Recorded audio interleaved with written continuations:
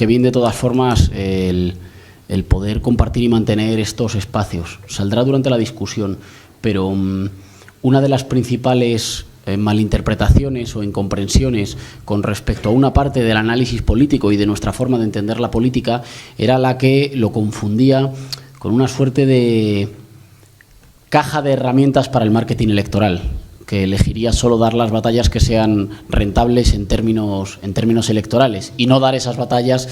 que no lo sean, y por tanto una especie de obsesión cortoplacista y tacticista. Creo que también en discusiones como estas demostramos hasta qué punto, por lo menos en nuestra voluntad o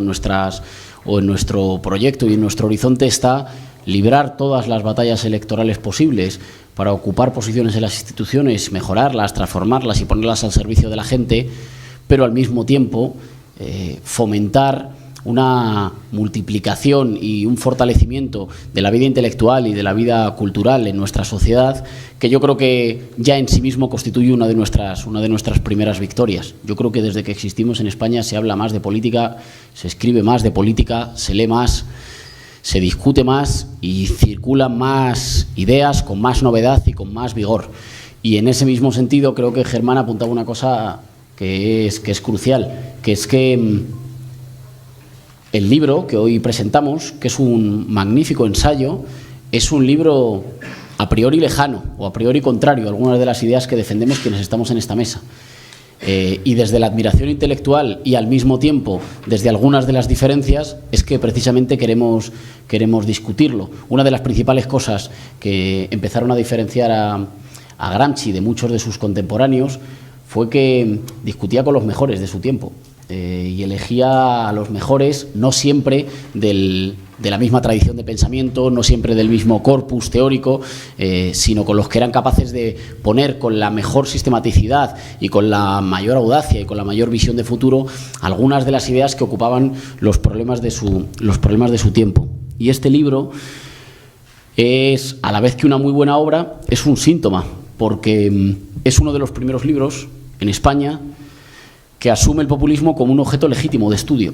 como una cosa que merece ser estudiada, no como una malformación que ocurre en países en momentos tumultuosos o como una enfermedad propia de los pueblos subdesarrollados, sino que asume que hay algo, un objeto político que se llama el populismo, que tenemos dificultades para definir, pero que sin embargo es ya de inevitable discusión en todo el escenario político europeo,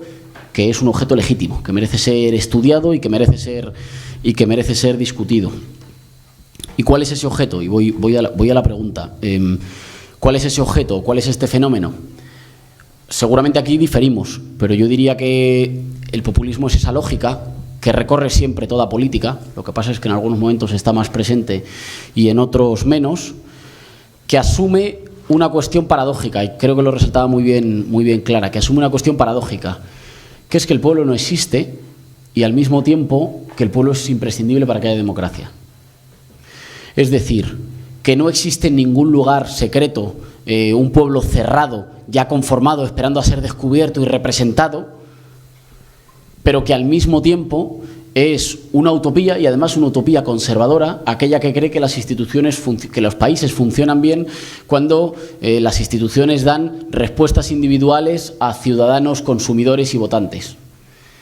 Y que hay algo que tiene que ver con la construcción de una comunidad política, con lazos afectivos, con lazos de esperanzas comunes, con un diagnóstico compartido sobre el pasado, y ese diagnóstico compartido siempre tiene partes inventadas y partes que son visitadas del pasado, que en tanto que comunidad se reclama detentadora de derechos. Y por tanto dice que además de la agregación de cada uno de los individuos, le pertenece la soberanía, y como comunidad es detentadora de derechos. Eso significa también que el populismo es siempre una fuerza política fundacional. Es decir, aunque el pueblo se le nombre siempre igual, es nuevo cada vez que entra en escena. Es un pueblo diferente cada vez, porque está hecho con materiales nuevos, porque está hecho siempre en el populismo está hecho siempre a partir de la construcción de un interés general nuevo,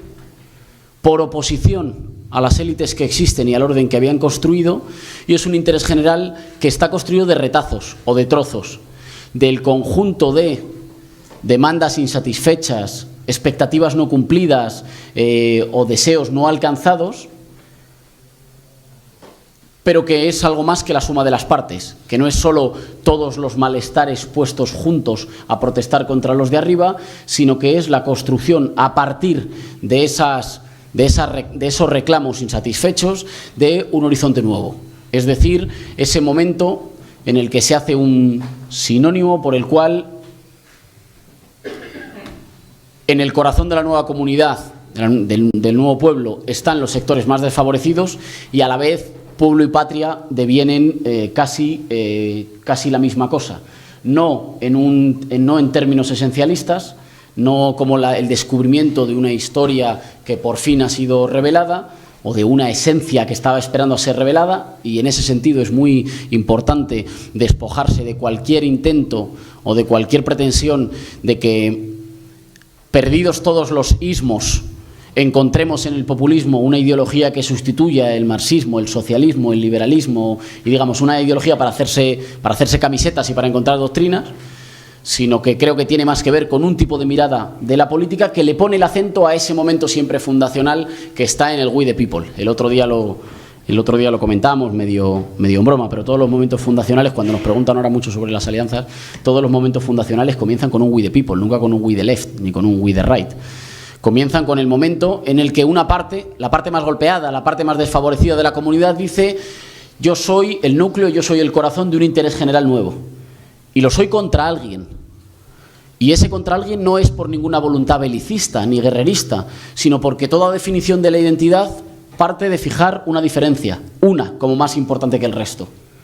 Somos diferentes, tenemos diferentes religiones, tenemos diferentes géneros, tenemos diferentes procedencias sociales y, sin embargo, compartimos una solidaridad que nos hace un cuerpo que siempre es precario, que hay que reinventarlo siempre, que hay que reconstruirlo, narrarlo siempre una y otra vez. Un cuerpo, digamos, heterogéneo, que nunca se cierra del todo. Por eso yo creo que esta teoría es garantía de libertad, porque nunca postula un momento en el que se cierre todo y ninguna identidad está cerrada para siempre, sino porque se sabe que las identidades van a estar en discusión, lo cual es la mejor garantía, eso, junto con buenas instituciones, para que no haya ningún momento, digamos, de cancelación del pluralismo, pero que, ya digo, fija una solidaridad interior porque fija un ellos. Todos sabemos que la construcción de un nosotros requiere necesariamente la postulación de un ellos. En nuestro país, el movimiento 15 de mayo, cuando comenzó por un ellos. Teníamos dificultades para definir el nosotros, pero la primera movilización dice: no somos mercancía en manos de políticos y banqueros. No tenemos muy claro todavía qué somos, y todavía, por supuesto, no estábamos en condiciones de postularnos como un pueblo nuevo que tiene que recuperar la soberanía en sus instituciones, pero tenemos claro quién no somos. Y es a partir de ese trazado de frontera y de esa diferencia fundamental que se empieza a constituir una voluntad popular nueva. Una voluntad popular nueva que no se pretende una parte, que no quiere representar solo un conjunto de reclamaciones para ser atendidas, sino que quiere ser un principio ordenador de una transformación general del país. A eso hay que incluirle, a ese momento de dicotomización, nosotros-ellos. Ojo, cuando decimos dicotomización no tiene por qué ir asociada a ningún proyecto de eliminación del adversario. Tú puedes reconocer a un adversario al que solo quieres derrotarle cultural y democráticamente. Ese momento de dicotomización va siempre aparejado, creo, de dos elementos más. Por una parte, de la pasión, y hay una reivindicación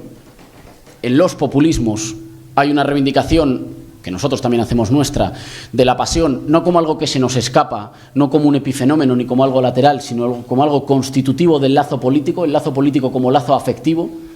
sin que eso entre en contradicción necesaria con la racionalidad. O por lo menos así lo reivindicamos, ahora lo podremos discutir, pero digamos con una reivindicación de que la pasión tiene un lugar para jugar y que lo mejor que podemos hacer con las pasiones políticas es ofrecerles cauces legítimos, públicos y que puedan ser contrastables, para que se puedan expresar en forma que no amenacen la reproducción de la sociedad, que no amenacen con destruirlo todo. Y en último lugar, la encarnación de esa voluntad nueva, al principio difusa, en símbolos comunes, en liderazgos, en hitos o en palabras que son a la vez un poco la representación de algo viejo perdido y un poco la representación de algo nuevo por venir más prometedor.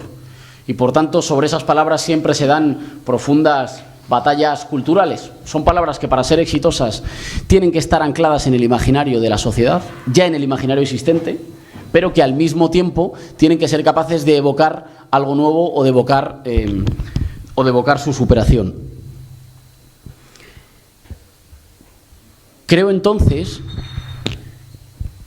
que si lo que estamos es ante una lógica de construcción de la política, ante una forma de construir las identidades políticas y un interés general en torno a un sujeto pueblo, por oposición a unas élites que lo han desatendido, que han traicionado los intereses de la mayoría, que no han sido capaces de estar a la altura del desarrollo de su tiempo, esa lógica, que es un momento universal, recorre luego diferentes concreciones en según qué sociedades. Y, por tanto, hay que ponerla en relación, a mí me sale en primer lugar, con el modelo de Estado sobre el que estamos hablando. ¿Qué significa eso? Que un populismo en Europa tiene que ser, con estados, digamos, desarrollados, tiene que ser necesariamente, digo, un populismo democrático. Yo no creo, y entro a la pregunta, a mí tampoco me parece muy útil la diferenciación populismo de izquierda, populismo de derechas. Creo que obedece a menudo al miedo de una buena parte de los intelectuales liberales y marxistas a cualquier cosa que les suene incluso lejana al fascismo, y creo que la experiencia terrorífica del fascismo en Europa ha petrificado a muchos intelectuales para poder pensar los fenómenos de masas, de pasión y de reivindicación de la comunidad nacional sin que eso necesariamente tenga que ser siempre reaccionario. Soy consciente de que digo algo polémico, pero para discutir. No creo que sea útil la distinción entre populismo de izquierdas o populismo de derechas. Creo que es más bien una cosa como moralmente tranquilizadora, y no creo que en la teoría haya nada para distinguirlo, porque eso creo que, digamos, que es indecidible, que parte de un compromiso moral que no puede ser, me parece, que no puede ser objetivado, que es el tomar partido, que no puede aparecer en la teoría, pero que sí que, yo más que la cuestión de las instituciones pondría la cuestión de la ampliación o de la restricción de la democracia. Quiero decir, como elemento medidor de en qué medida haya fuerzas populares que sean de progreso o de retroceso, yo pondría, pero sin ninguna pretensión como de universalidad, lo digo como criterio ético mío, yo pondría si son fuerzas proclives a expandir la democracia o a restringirla. Esto es, a intentar construir una comunidad de ciudadanos libres e iguales, sometidos a las mismas normas que pueden decidir ellos y en condiciones de vida no muy desiguales o lo menos desiguales posibles, o si hacen lo contrario. La última cosa para concretarlo, con eso que decía del Estado. Un populismo democrático en Europa, una reivindicación de que hay que fundar un pueblo para que sea un sujeto soberano y construir instituciones o transforme las instituciones en beneficio de la mayoría, para mí tiene que partir, uno, de que no se puede hacer tabula rasa. El mito de la tabula rasa yo creo que es un mito que no ayuda. Y además creo que es un mito que en Europa está condenado al fracaso. No se puede hacer tabula rasa y no queremos hacer tabula rasa. No queremos hacer tabula rasa de la seguridad social, o de las pensiones, o de las carreteras, o del orden público, vivimos en sociedades altamente institucionalizadas, lo cual es al mismo tiempo una conquista de los que mandaban, que fueron capaces de hacer su orden, el orden general, pero también es un profundo beneficio para la gente del común. Y por tanto es un movimiento fundacional de lo popular que no quiere hacer tabula rasa, que asume mucho de lo que hay y que asume que, más allá del mito de las revoluciones, casi todas las revoluciones se tienen que hacer cargo de lo que había antes. Digo, está el momento de la toma del Palacio de Invierno, pero al día siguiente... siempre y no solo en las instituciones, también en la cultura. Había esta anécdota de Lenin, que iba a una aldea a inaugurar, que llegaba la electricidad a una aldea rusa, y entonces llegaba, la inauguraba y los campesinos le vitoreaban diciéndole viva el zar,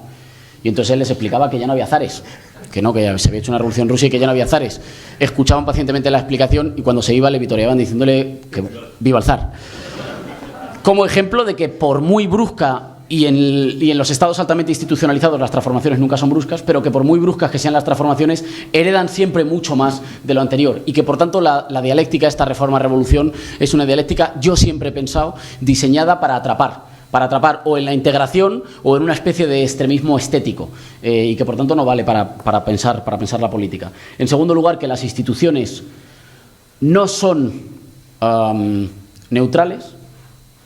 Nuestros compañeros y compañeras en los ayuntamientos del cambio son conscientes de cuánto cuesta que las cosas se hagan de forma diferente y lo que hay que empujar.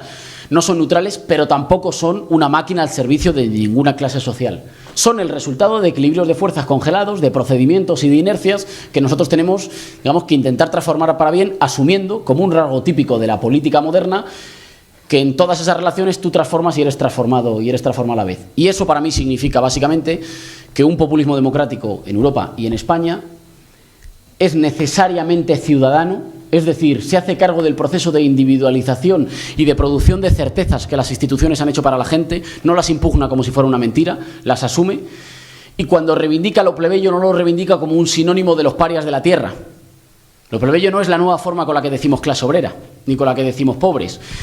Reivindica lo subalterno o el conjunto de las gentes privadas de la capacidad para conducir el rumbo de su sociedad. Pero es una condición política, no es una condición social, no se deriva de ninguna tabla estadística sociológica, se deriva de una condición política, de estar fuera de las posiciones centrales de un orden determinado. Y por tanto, no solo es que pueda haber un populismo republicano, es que en Europa no puede haber otra cosa.